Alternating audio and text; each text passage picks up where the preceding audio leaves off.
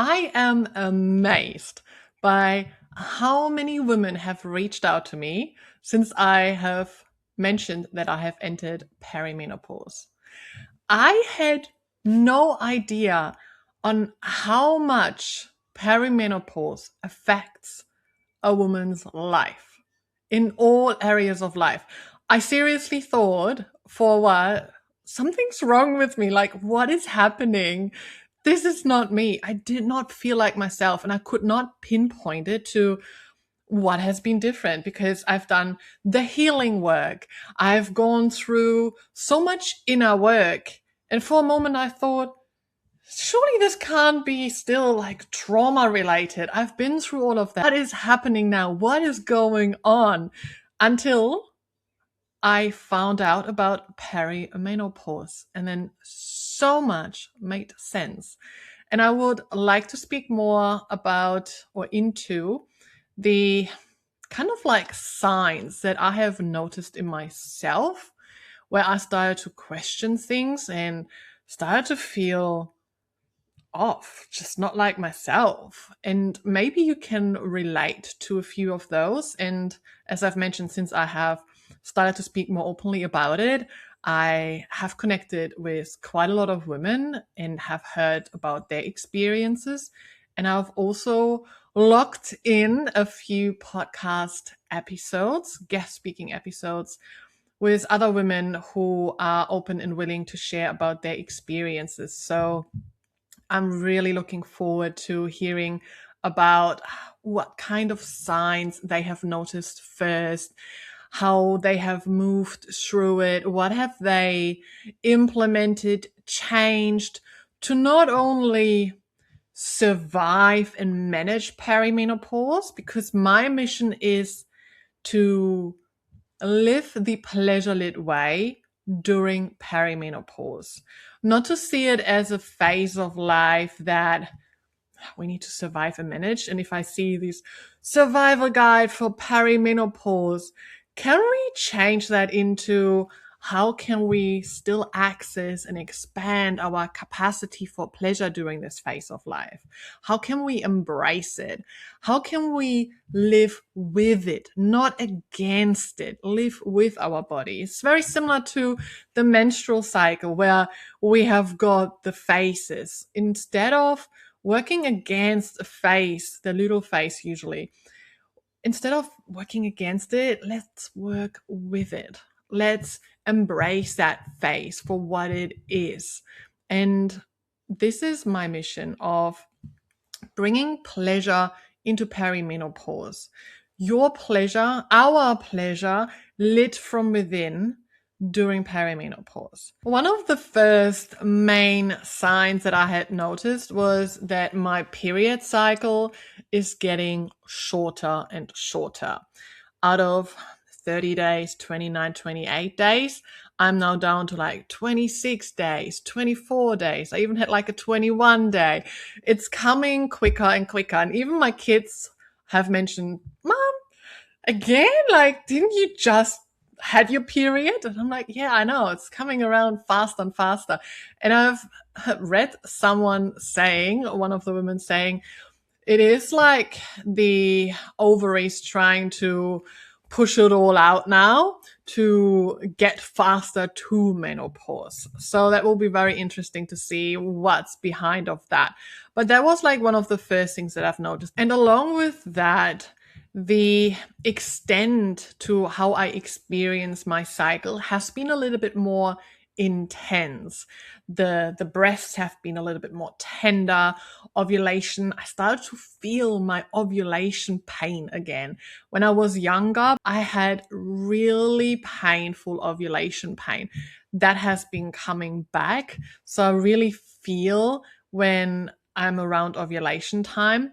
I've also realized I'm starting to get more pimples, getting that little bit of a skin breakout, which I've now read can happen during perimenopause as well. And then the mood changes.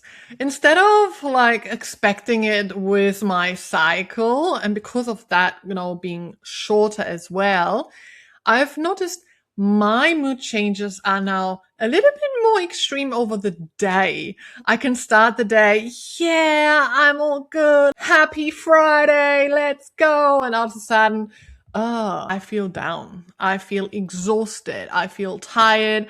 I just don't want to do anything. And then out of a sudden, yeah, let's go outside. Let's go to the park until it's like, now I don't feel like going anywhere. And interestingly, those kind of signs I put down first as maybe I'm doing too much. Maybe that high achieving is coming through. But looking at how I am running my business and life at this stage, it's actually quite balanced. So I knew it wouldn't be that. Along with the mood changes over the day, I started to have interrupted sleep. I don't have a problem to fall asleep, but if I would have woken up, let's say 2 a.m., 3 a.m., I just struggled to fall back to sleep. All of a sudden, there were things popping up in my mind, old memories, like out of nowhere. Just like, why am I thinking about this right now? This is so weird. And just could not fall asleep. That it led sometimes to me getting up by 4 a.m. I'm just like, all right, can't, like, this is it. To just reducing down to like 5 hours of sleep, which is not enough. And then I also started to notice more bloating.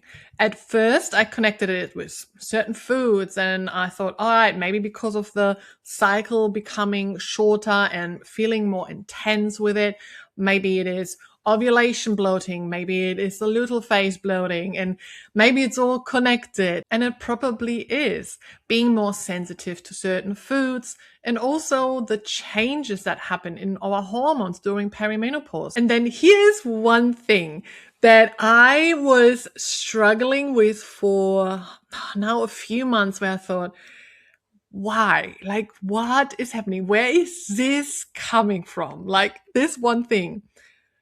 I started to develop some sort of anxiety around driving my car, specifically at busy times on busy roads. I started to really dislike using my car and taking the bus instead of driving if I had the choice, or seeing really like trying to get out of needing to drive my car. And that was one of the things where I just thought, what is happening here? And guess what? When I went deeper into exploring perimenopause, anxiety around driving your car can be one of the signs. And there are quite a few women actually who have voiced they have anxiety around driving a car or have anxiety around leaving their house. And another one that I've noticed was the humidity here at the Sunshine Coast really takes a toll on me with the mood changes. And as soon as there was a day where it was a bit more humid, I had this really strong desire of like, I'm just going to pack everything up and we're just going to, go somewhere else. We're going to live in the mountains. And then the other day it's just like, no, we're going to live in the hinterland. And just like this desire of being in nature, being somewhere where I've got fresh, crisp air and peace, where I don't have to drive my car, where I can hear the birds and hug the trees and just feel nature and go for walks. That is probably aligned with what I'm currently doing. So since I have noticed that all of these are very much related to perimenopause and that there's nothing wrong with me, that this is part of the phase of where I'm currently at in my life, I'm now starting to work with it and not against it. Just knowing it and just being aware of, hey, this is part of what women can experience during perimenopause, made me feel less alone, made me not feel like something's wrong with me or I'm crazy. And in fact, I can work with that. I have noted down all the things that are at the moment a little bit different. Just calling it different, not as like this is bad, this is negative, but this is just different. And how can I now move through it, live the pleasure-lit way during this period of time, experiencing these signs and symptoms? And the first thing that I saw and noted down was my sleep. I need to prioritize my sleep Because if I am not getting the good quality sleep, the decent sleep that I need, my body isn't functioning right. The mood changes will be more intense. I will be more snacking. I will be not as energized. I will have more brain fog, which is also a part that I've noticed, just these word finding problems. And at first I was thought, maybe it's because, I don't know, the German and the English, and sometimes you have these, you can't find a word, but it just got a little bit more intense that I wanted to say something and I'm like, what did I just wanted to say? So I forgot what I wanted to say, or I forgot the shopping list that was so easily before. I could just like, oh yeah, this. I always had a really good memory. I could just look at something, read at something, and it's just like engraved in there, where now it's just like, I need to start writing shopping lists and to-do lists so I don't forget things. Those experiences will be worth when you are not getting the decent, good quality sleep. So I prioritize that. I made sure that I changed my bed position. I'm now having a really set evening routine, and it started to work. Since then, I was able to lock in 8.5 hours of sleep multiple times. I do still have the occasional dip of a night where I'm just like, I'm awake, and it maybe needed me then an hour to fall back to sleep. But overall, it is improving. The difference in the sleep has impacted how I am feeling over the day, which once again just shows how important our sleep is for our well-being, our health, but also for our pleasure experiences. The other thing that I started to really lock in and focus on is my workouts, specifically weightlifting. I started weightlifting more intensely in 2018, when I then also studied personal trainer, became a master trainer, and then also a nutrition coach, helping women to transform, to live a healthier lifestyle, to become fit and strong and lose weight, and overall fall in love with themselves and their body. Ever since, I have been working out consistently. And every single time I would have had a week where I did not work out as much, I have noticed a shift in my well-being, in my mood, in my pleasure. It has always pulled me back. I'm not training for body composition anymore. I am training because it makes me feel good. And specifically now in perimenopause, it is so super important and beneficial to lift weights, to do some sort of resistance training that helps you to build muscle mass, because that will help you for your bone health, for your muscles, for your body. It will help you for your health, for your physical health, but also for your emotional health, for your mental health. It helps you for your pleasure experiences. The days that I lift, I feel strong. I feel confident in my body. And when I do it early in the morning, it sets me up for the day. So this has been now part of locking it in consistently for my well-being, for my pleasure experiences. And another area is nutrition. Fueling my body with healthy, nutritious, and delicious food in a way that makes me feel good, and specifically in perimenopause. So I am now expanding my knowledge and expertise in nutrition through an additional perimenopause certification course, learning what is even more beneficial during this period of time, and not just from like a health perspective, but also bringing in the pleasure-lit experience of eating mindfully, eating with intention, slowing things down, eating it in a way that you actually are fully present and can taste the food instead of rushing or doing it while you do something else, are distracted on your phone, and you don't even notice that you are just fueling your body. Now we've had sleep, we've had workouts, and along with workouts, movements in general. So going for walks, I make sure I go outside. I actually leave the house, go outside into the sun, nature. Going for a walk is super beneficial. I feel good within myself when I have got the sunlight on my skin, when I feel the warmth, when I can feel the wind in my hair, when I move my body. I feel Good. So that is also something that we bring along into perimenopause. And then we had the nutrition. And along with that, we also have got, you could call it stress management, lifestyle, nervous system regulation, the somatics. Making sure I do my breathing exercises, I do my nervous system regulation, because that helps me to get out of that survival state, because those perimenopause signs and experiences can be worse if you are in a survival state. So the more you can move yourself into a regulated state where you can feel all your emotions, but know you've got yourself, where you can implement all your somatic tools, your breathing practices, that will help you to move through perimenopause in a more regulated state so that you can access your pleasure, that you can expand your capacity for pleasure during perimenopause. I love to do my breath work. I love to do my yoga practice. I love to do my meditations. Now, since I have started to look at perimenopause as something where I know things are changing and I'm going to work with it and focused on prioritizing these areas, I have noticed a huge, huge shift. So yeah, there are occasionally still moments where I'm like, I've got this like low mood, but I can move through it because I can implement my tools that I have learned over the years, that I've also now put into the Pleasure Lit Woman program.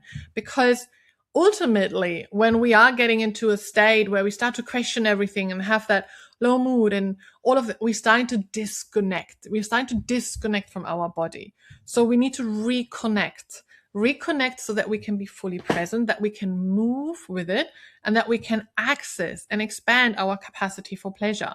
And those moments are the ones where we focus on sleep, fitness, movement, nutrition, somatics, nervous system regulation. Those are the things that you can control, that you can start look into.